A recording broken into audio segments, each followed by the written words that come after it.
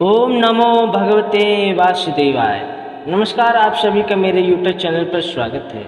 मैं गीता से चौथे अध्याय से बात करने वाला हूँ। 27वें श्लोक में बहुत सुंदर बात की गई है। आत्म संयोग की बात की गई है। आत्म संयोग क्या है? आत्म संयोग क्या है और आत्म संयोग रूप अग्नि में हवन किया जाता है, ये क्या है? यानी कि आत्म संयोग रूप अग्नि में इंद्रियों की, प्राणों की समस्त क्रियाओं का हवन किया जाता है, तो वो क्या है? इस प्रकार आपको अगर जानना है, इन चीज़ों को जानना है, तो वीडियो के अंत तक आप बने रहिए। श्लोक है, सर्वाणि इंद्र कर्माणि प्राण कर्माणि चापरे आत्म संयोग नानो ज्वहति ज्ञान दीपते। श्री कृष्ण भगवान अर्जुन से कहते हैं, हे पार्थ, दूसरे योगी जन इंद्रियों की संपूर्ण क्रियाओं को और प्राणों की समस्त क्रियाओं को ज्ञान से प्रकाशित आत्म संयोग रूप अग्नि में हवन किया करते हैं। और यहाँ पर हम विस्तार से बताने वाले हैं। प्रश्न आपके सामने रखकर उसका उत्तर भी देंगे। आप बड़े गहराई से मन को एकाग्र कर सुनिए। जब तक आप भली प्रकार से नहीं समझोगे, जानोगे नहीं, सुनोगे नहीं, तब तक आनंद नहीं आएगा। बिल्कुल सब कुछ छोड़कर, बिल्कुल मन को एकाग्र कर और आत्म संयोग अपने आप पर एक ऐसा मानकर जैसे कि हम एक ध्यान में हैं। मन की एकाग्रता से ही आप इस शब्दों को भली प्रकार से जान सकते हैं। एक एक शब्द को पकड़ के चलना है। ये प्रश्न है, आत्म संयोग किस योग का वाचक है?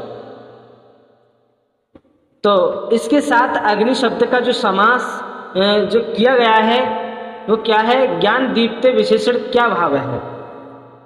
तो उत्तर सुनिए, आत्म संयोग समाधि योग का वाचक है। किसका वाचक है? समाधि योग का। उस समाधि योग को यज्ञ रूप देखने के लिए उसके साथ अग्नि शब्द का समास किया गया है। अग्नि शब्द का, और अग्नि शब्द जो है वो है ज्ञान। सुषुप्ति से समाधि की भिन्नता दिखलाने के लिए, अर्थात सुषुप्ति जो समाधि है वो क्या है? सुषुप्ति समाधि है अवस्था में विवेक विज्ञान की जागृति रहती है। जब हम समाधि में बैठ जाते हैं तो समाधि इस अवस्था में क्या है कि हमारे अंदर विवेक रहता है, विज्ञान की जागृति रहती है। हमारा जो ज्ञान है तो वो ज्ञान भी हमारा जागृत रहता है और विवेक भी हमारे अंदर होता है। यानी कि हम समाधि में होते हुए भी हमें ये भी अपने आप में एक महसूस है कि हम यहाँ पर समाधि में बैठे हुए हैं और मैं समाधि में बैठा हूँ, इस स्थान पर बैठा हूँ और इस स्थान पर बैठकर समाधि में बैठते हुए मैं प्रभु का ध्यान कर रहा हूँ। एक समाधि वो होती है जो बिल्कुल अपनी देह को बिल्कुल भूल जाते हैं समाधि में, बिल्कुल कि हम कहाँ पर हैं, कहाँ बैठे हैं। क्यों? क्योंकि वो एक स्वप्न की बातें होता है। जैसे कि हम सो जाते हैं तो सोते उसे सुषुप्ति अवस्था, वो सुषुप्ति अवस्था वो होती है जो हम सो जाते हैं तो हमें नींद आती है।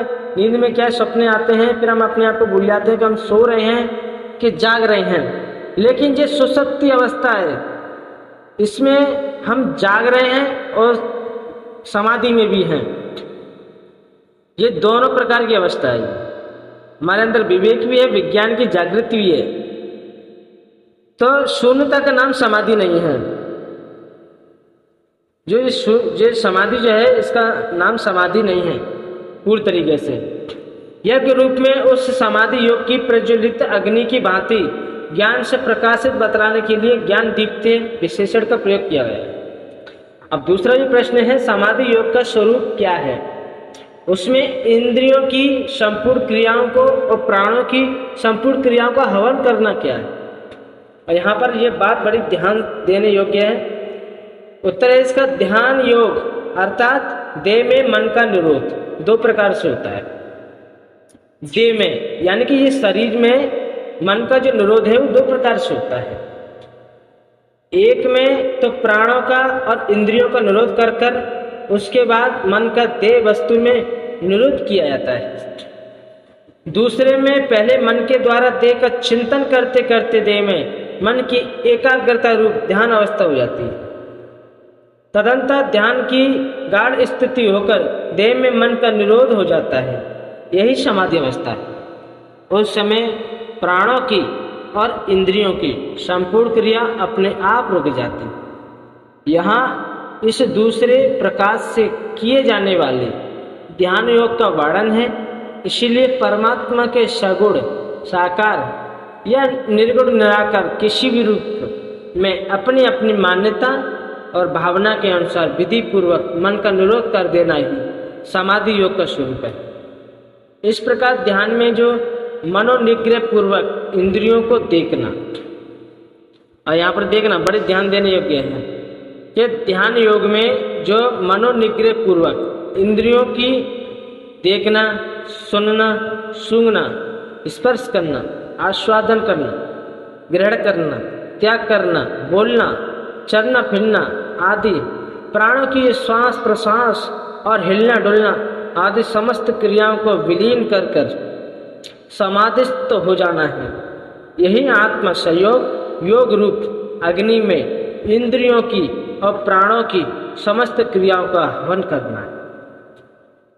बहुत सुंदर बात है। समाधि योग के साधन को यज्ञ रूप देखकर अब अगले श्लोक में द्रव्य यज्ञ, तपो यज्ञ, योग, स्वाध्याय, ज्ञान यज्ञ का संक्षिप्त वर्णन करते।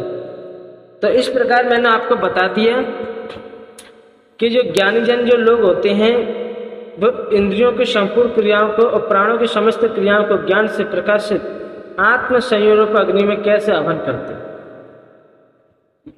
बस मेरा यही कहना है कि मैं गीता में से जो कुछ मैंने बोला है आप इसे बड़े ध्यान से सुनना है। सुनकर अगर आपको फिर भी समझ में ना आए तो गीता के 4 जो अध्याय है इसमें 27वें श्लोक में जो बात की गई है तो 27वें श्लोक निकाल कर इसे पढ़िए और एक एक शब्द आपको इसे समझें, एक एक शब्द समझकर और इस पर मंथन किया जाए, चिंतन किया जाए।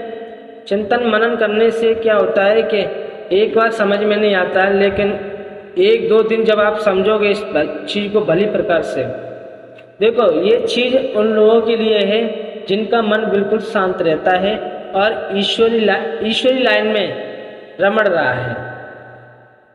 जो प्रेम है, जो भक्ति है, श्रद्धा है उन लोगों के अंदर, और उनके पास थोड़ा ज़्यादा नहीं 1-2 घंटे का टाइम है, क्योंकि ये चीज़ रमण करने की है। जब तक आप 1-2 घंटे नहीं निकालोगे रमण करने के लिए तब तक कुछ समझ में नहीं आ सकता है।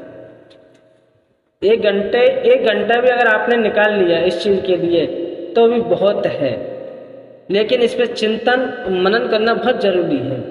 जैसे कि मठा होता है, जब तक हम घी नहीं निकालेंगे, उसे मथेंगे नहीं, जब तक उसे मंथन नहीं किया जाएगा, मथा नहीं आएगा, तब तक उसमें से घी नहीं निकलेगा।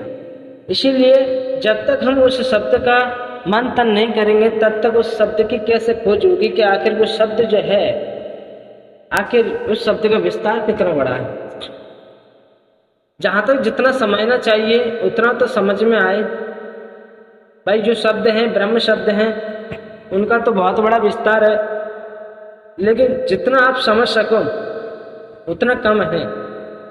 तो मेरे प्यारे श्रोताओं भक्तजनों, मैं अपनी वाणी को यहीं पर विराम देता हूँ। जय श्री कृष्ण।